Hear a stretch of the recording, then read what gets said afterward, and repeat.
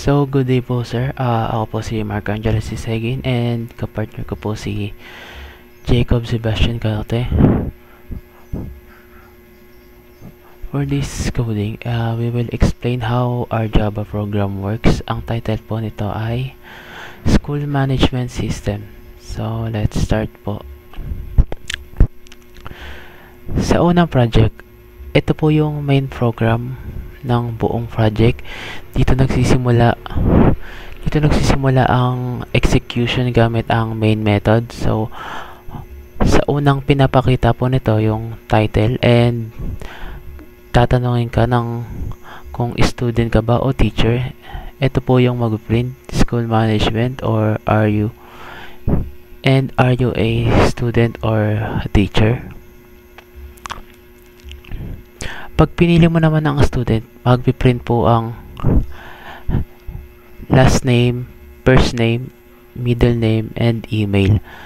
And kapag teacher naman po, saan yung teacher? Ito po.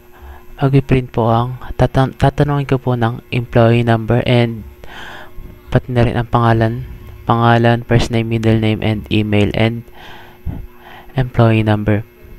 Pagkatapos ito, depende sa choice, gagawa siya ng object, either student or teacher. May mga sample activities din gaya ng quiz at project na ipapakita sa output.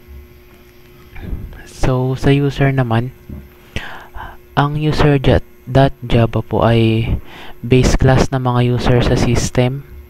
Nandito yung mga common information tulad ng last name, first name, middle name, and email. May mga function din gaya ng get full name para makuha ang full name ng user, get simple name para sa short version ng name, at get contact info para makita ang name at email sa isang line. Ginagamit ito ng both student at teacher classes, kaya hindi na kailangan ulit-ulitin yung code. So, sa student naman, ang student.java po ay subclass ng user. Dito nadadagdag ang student ID na unique sa bawat estudyante.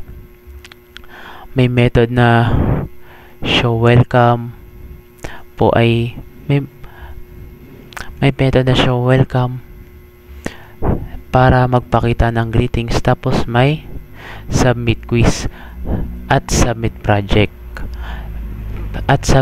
methods para mag-submit ng activities. Sa madaling salita, ito po yung code na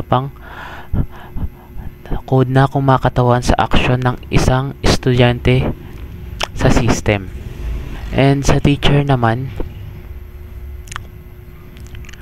ang teacher.java naman po ay para sa mga guro. May attribute ito na employee number at may mga sariling show welcome function din. May method din na evaluate student. Dito nagagamit ng teacher yung grading system para i-grade ang student. Sa demo ng program, sa every Q agent yung sample student na ini-evaluate ng teacher. So ito po yung class na nagbibigay ng role sa mga teacher bilang evaluator. Hello po everybody. I'm Jacob Sebastian Elcate and i-explain ko po yung line of code na part ko po. So ang course activity Java ay based sa class ng lahat po na activities just like quizzes, projects, at assignments. May common attributes po dito tulad ng activity names, course code, and max score po ng mga activities. May function din po siya na display information para ipakita ang details at activity at submission work para sa submissions po. Ginagamit din po ito parang template na hindi para paulit-ulit yung same code para medyo malinis daw po ang tsura. Tapos at sa iba pang activities. Thank you po, sir.